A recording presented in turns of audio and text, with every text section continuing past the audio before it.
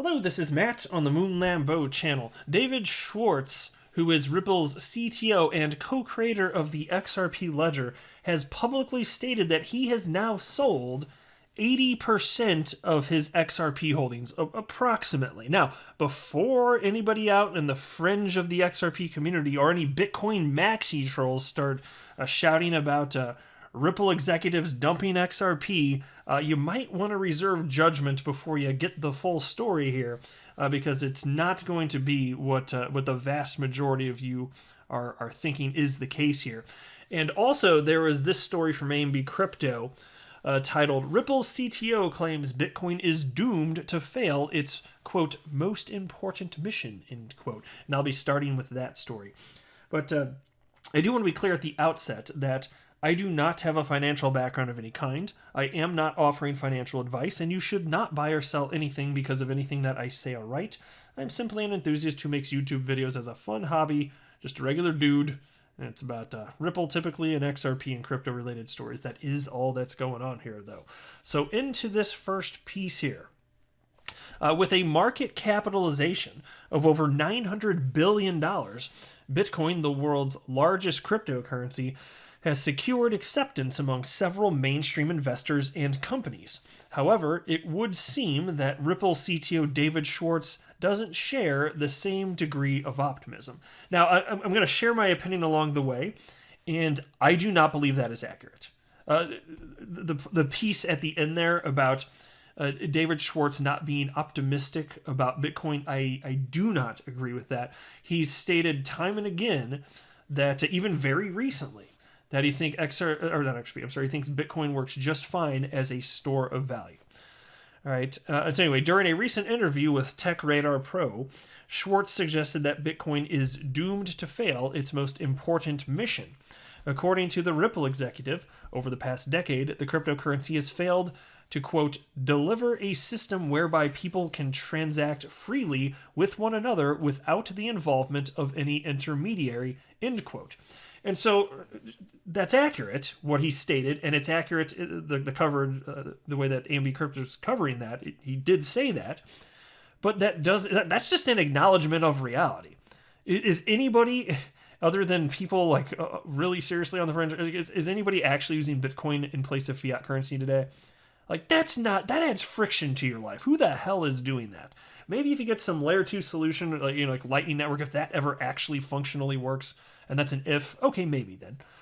But today, who's actually doing that? And so this does not mean that he's all doom and gloom about Bitcoin. That certainly doesn't. That's an acknowledgement of what is reality. The piece continues, though. In fact, Schwartz also pointed to Bitcoin's core design to explain why he thinks this is the case, with the exec stating, quote, the design of the proof-of-work consensus mechanism at the heart of the Bitcoin blockchain is such that true decentralization and disintermediation was never a possibility. And so, look, if you got to understand that when you're talking about miners, for example, and David Schwartz has stated the following, and I firmly believe he's correct. Miners are stakeholders within this ecosystem, and it's to their benefit to have high fees. And also, in terms of decentralization, my gosh, if you just thought about it at the inception of Bitcoin, and it seems obvious in hindsight, people get a pass for not recognizing this 12 years ago, but of course, whatever geographic location has the cheapest electricity is going to have a substantial leg up in terms of Bitcoin mining. Of course it is, right? And so then that can result in a centralization of mining in a geographical region. There's a ton in China, obviously. And then you have to have a concern about, okay, well, what about, given the nature of, for instance, the Chinese government? What if they want to take over the mining pools? What might that look like? And so that all factors into actual decentralization of the blockchain. Now, I'm a Bitcoin holder. I am long Bitcoin.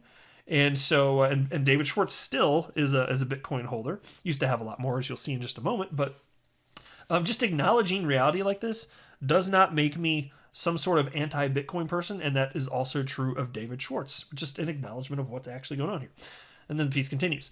According to Schwartz, a cryptocurrency should be a one-sided market with users wanting a store of value and means of exchange. Bitcoin, however, turned into a two-sided market, he said. In the aforementioned interview, the exec went on to claim that identifying these problems with proof of work was key to the work done by Schwartz and former Ripple executive Jed McCaleb back in 2011. And here's another quote. At the time, the philosophy for most people was that proof of work was Bitcoin's secret sauce, but the very first cracks in the foundation were beginning to show. And then the piece continues. The XRP ledger, ergo, was introduced after basing it on the idea of a distributed agreement algorithm, one which is intended to perform the same core functions, but without the downsides of proof of work or proof of stake. The consensus algorithm is just to set the orderly transactions in place without any cryptocurrency rewards, making the process cooperative as opposed to competitive. Now, having said that, Schwartz wasn't shy to point out the main downfall in his system. Here's a quote. The main issue with this approach is that the quality of network participants isn't always as high. With no cryptocurrency rewards available, the network attracts a less reliable pool of participants who are more likely to drop off without any notice. Right. And so even though that is true, and I agree with that, that doesn't mean that David Schwartz is also anti-XRP. Just like the other things he acknowledged about Bitcoin doesn't mean he's anti-Bitcoin. That's just not the case. And he's been very public about that as well. So I just don't like the way that some of this was framed. I just don't think that it's accurate and fair. Now, I also would say this too. As XRP continues to be adopted, there will be additional participants coming in, becoming validators, choosing to jump in because they're going to have a stake in the long-term viability of the XRP ledger. And there are entities that do, but given that there's no reward, obviously this is not a surprise, right? But still, there's a sufficient amount of participation today, and I think that's only going to strengthen. But still, yeah, it's a fair critique, absolutely. And to conclude, Ripple CTO presented his views on cryptocurrencies and regulations in place and said, quote, in the years to come, cryptocurrency projects will preserve their roots in decentralization and disintermediation by providing a way for users to adhere to local regulation, but without mandating compliance. So what about his holdings, the stuff that he's publicly shared? Well, somebody in the XRP community named XRP Trapper asked David Schwartz the following. Is it true you sold all your XRP? And David Schwartz did respond. And he wrote, I've sold or otherwise disposed of about 95% of my Bitcoin, 99% of my Ethereum, and about 80% of my XRP on a schedule my wife and I agreed to many years ago. At the time, the idea that Bitcoin would ever be over $10,000, Ethereum over $10, or XRP over 25 cents was pure fantasy. Here's something that's worth knowing. David Schwartz was not gifted any XRP.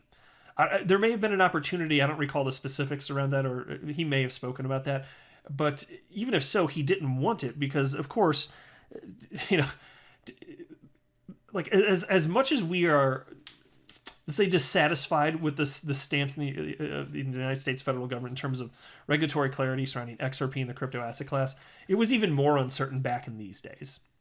You know, when Ripple was founded in 2012 and the XRP ledger went live, I believe it was the tail end of 2012. There was risk in holding XRP, and they knew that. Not that they thought that, you know, Chris Larson or, you know, not that they thought that there was anything wrong with what they were doing, but there was always the possibility, given the uncertainty, that a regulator could come years down the road later and knock on the door and this and that. And so David Schwartz didn't have any XRP.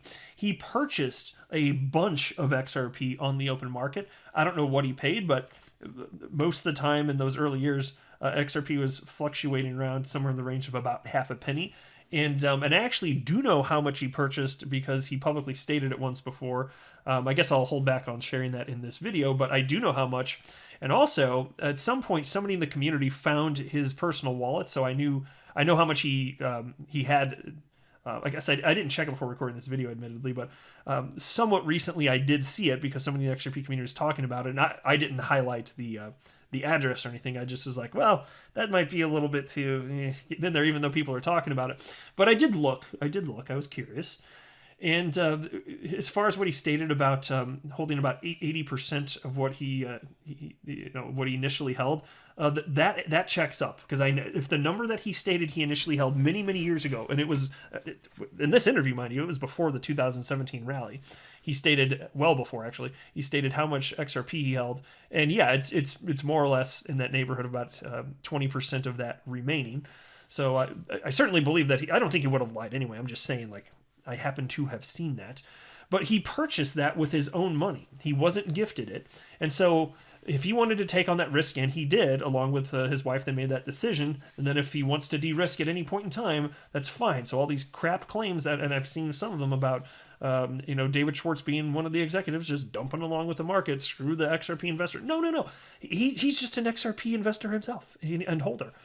So of course he can sell it whenever the hell he wants. And frankly, I still wouldn't have a problem even if it were a part of his employment arrangement back in the day. I still wouldn't care, because it's his, it's not mine, and it's none of my damn business what he does with his XRP when he wants to sell it or hold it, whatever he wants to do. It's perfectly fine. It just gets into this whole jealousy game with people, especially while XRP's been trading sideways, or most of the last few years been down. People emotionally respond, oh my gosh, they're making all this money. Well, I wasn't making anything because I bought it trading sideways. Like, well, welcome to crypto. Okay.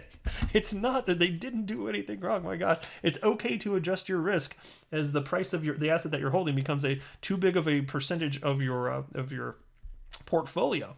And so this is beyond what David Schwartz ever thought might potentially be likely here. And so there was this also from January 16th, 2018. So this is just after, a couple weeks after XRP hit its all-time high of almost $4. David Schwartz wrote the following. I hold some XRP that I bought on the open market over the years, as well as other similar assets. When I first chose to put money in, I agreed on a de-risking strategy with my wife should we ever have too much at risk, which I've been following with some sadness. Well, yeah, understandable sadness given what had happened with the prices, right? And selling along the way. And then that was retweeted by HL No, I guess is how you say it, I don't know, on Twitter, and who wrote, here's a comment from David Schwartz himself that he sold his stash during January 2018, which aligns perfectly with the wallet. To make it clear, I don't blame him. It's reasonable to cash out. He built it, so why shouldn't he profit? David Schwartz responded, this is still the case. Still sticking to the de-risking strategy my wife and I agreed to when we agreed to put our own money into crypto. And this is, by the way, this is April 21st, 2019, this tweet here. And it continues. What helped me not to be so sad selling during the bull run was thinking how happy I'd be if I regretted my decision, but it still hurt. The majority of our liquid assets is still XRP that I purchased on exchanges by market making. The majority of our illiquid assets is still Ripple stock. I'm going to have lots of skin in the game for the foreseeable future, whether I want to or not.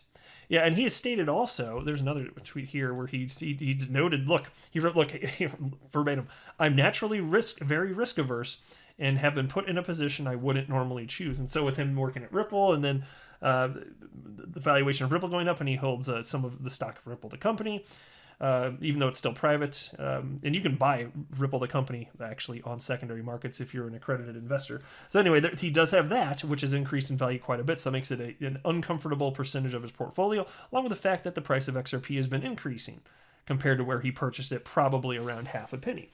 So I think he's a nice guy. He's being perfectly reasonable here. I just don't like seeing people give him crap about this. And most people aren't really, the people that tend to give him crap, I mean, maybe there's a few fringe people in the XRP community, but other than that, it's like Bitcoin maxi hater troll types, and it is what it is. So I just thought I'd highlight this since it's being discussed, and maybe provide a little bit of defense and perspective and logic to the equation, because when emotions are forming your perspective on this, you're doing it wrong.